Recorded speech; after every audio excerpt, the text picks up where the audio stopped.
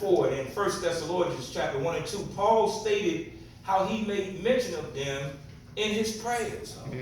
Throughout all those churches, Paul always made mention, I'm praying for you. Yeah. I'm praying for y'all. Yes. Did y'all get that prayer in chapter 3 of Ephesians? Because y'all need to read that again. Y'all need to get that. He was praying for that church because guess what? He probably knew that they were going to fail. Yeah. They were the church in Revelations that failed God. They lost their first love. How can you lose your first love? I'm just saying. Watch this. Amen. Watch this, because this is, I'm cruising now, I'm getting on down the way. I want to reiterate that prayer is the greatest spiritual weapon at the church's disposal. Yes, It's at your disposal. Yeah. When Paul concluded writing to the church at Ephesus about the need for putting on the whole armor of God, the last thought throughout his message was to tell the church to pray always. He was telling them, pray always. In Ephesians 6:18, praying always with all prayer and supplication in the Spirit, and watching thereunto with all perseverance and supplication for all saints. Pray always. Keep on praying. Keep on talking to Him. Keep on expressing your heart to Him. Keep on expressing your feelings to Him. He created you. Amen. And He knows how to fix it. Amen. I wish I had some praying. Thank you, Jesus.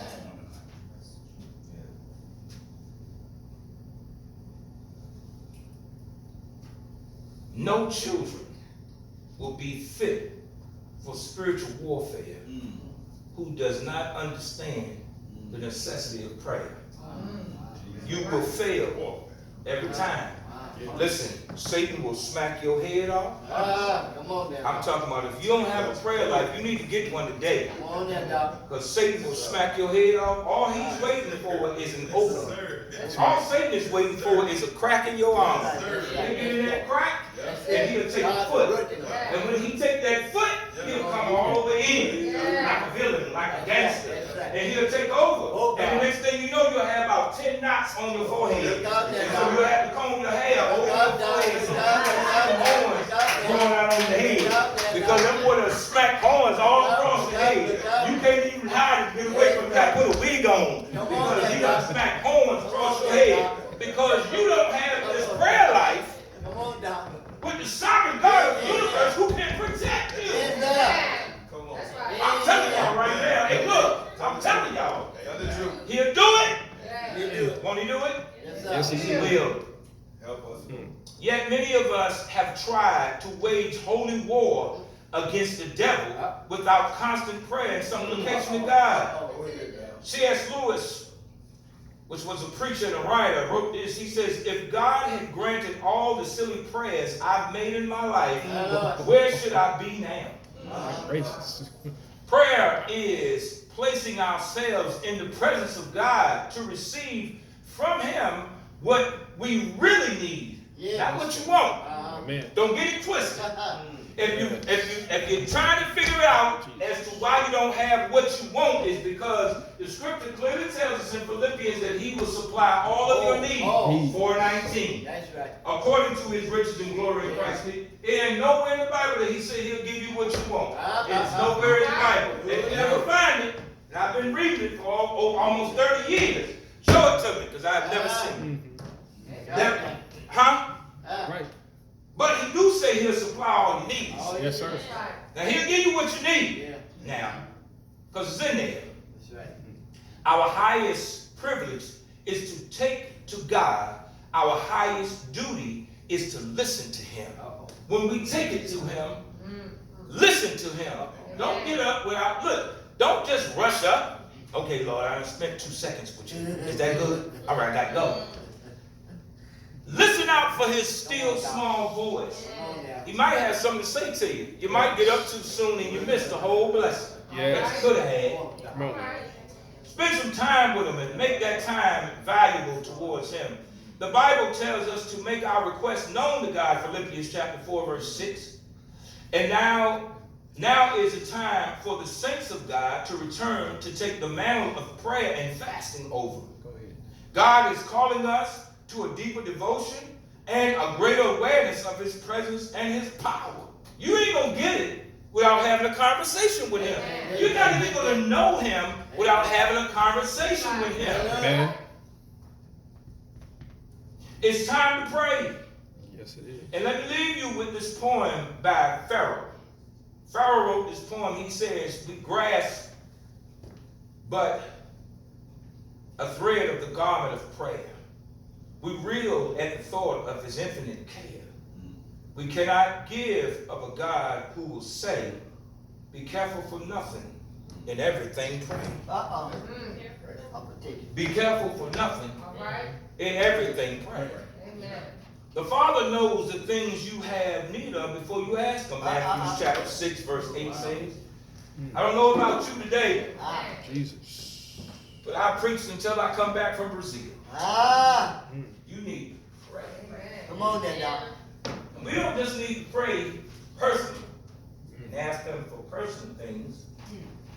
We need to pray for one another. Amen. That's right. Y'all need to look at these calendars.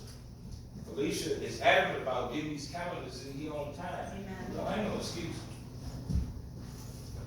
Calendars tell you what we do here. I'm not going to call you, and I'm not going to beg you to come out and pray. I'm going to come out and pray by myself if I have to, because I know that that's a command. I'm called to do that. I'm going to do it. Plus, I love to do it. I love to talk to him, John. I just love to have a conversation with him.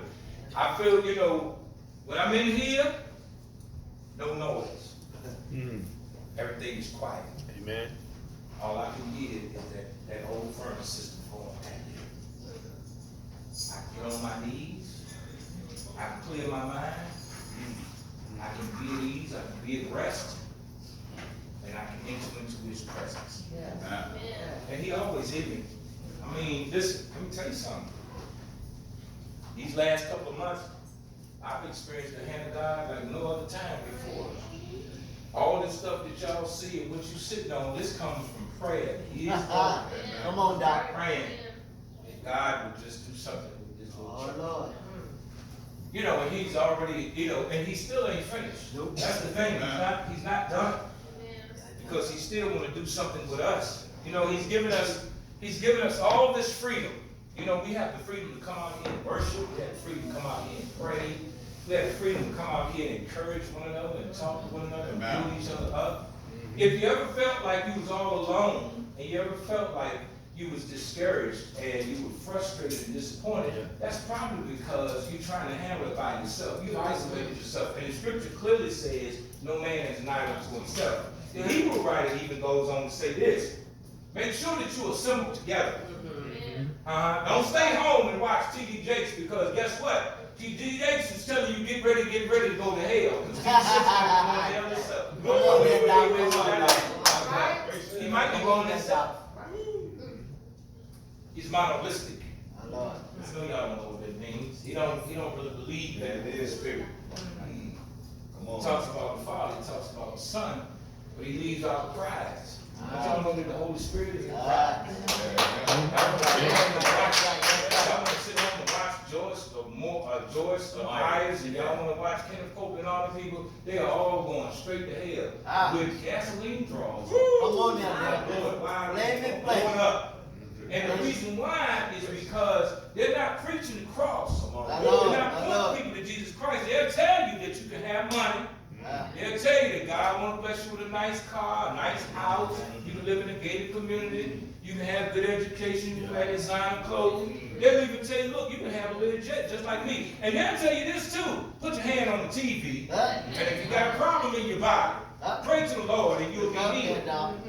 I used to try that with pet prophecy, and I was still hurt. When it was all said and done, I was putting my hand on the TV, trying to agree with me. Yeah, right.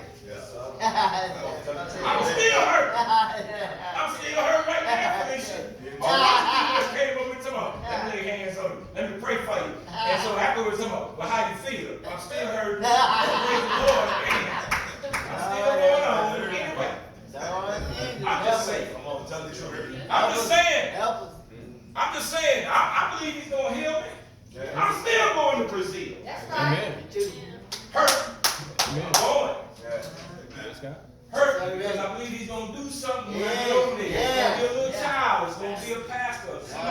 Somebody's going to get the word. Somebody's going to get something. Lord. Then he might say, boom, because you came, heard it. That's right. So I hear you now. Boom.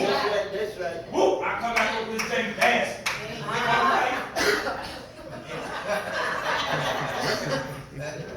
Hallelujah. I heard no more. That's all. I tell you, you can do it. Hey, You y'all. can do it. Pray. Look, let's stand to our feet. Y'all, we need to pray. Pray. Yes, Do sir. it. I'm talking about, this ain't no joke. Pray. We need to pray. Saints praying for saints. Because there is a continual intercession going on our behalf in heaven. Even if you can't even come up with the words, come out, get on your knees with us, Yes. and let's pray. You don't have to know how to pray. But if you know how to talk, if you can hold a conversation, because you know, I hear some of y'all on the phone right now. Girl, you saw her. Girl, showing everything, feeling everything. Girl, you see that tight weave on her head? Girl, she probably was having them knots on her head on her head all during the course of the week. And so then came in here, dressed so short, when she couldn't even bend over and touch her toe. See, that's wrong. Wrong. Lord, have mercy, help us, Lord. Help So us. why not go to that sister? Say, listen.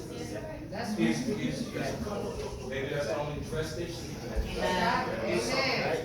Don't sit on the front row with the pastor. Go to the pastor. So,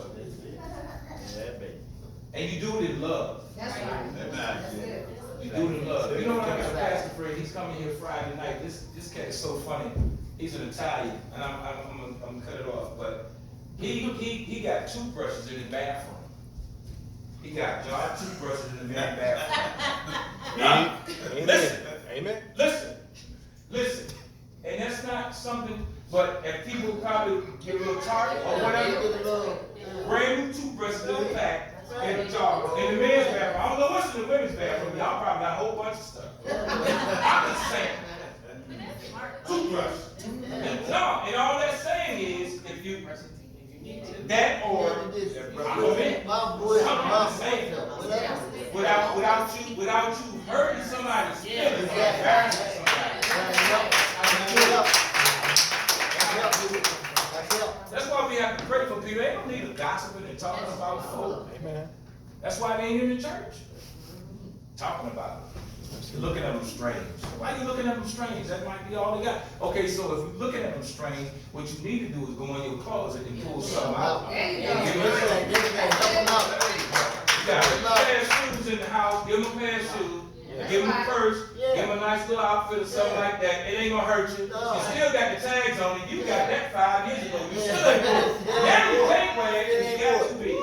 That's right.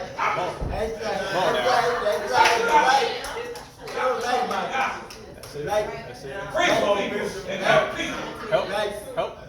Give it to him. You know, I knew this boy one time and his breath was so tight, boy, that thing was like a furnace. But I wouldn't say that. This is what I would do, y'all. I was just like,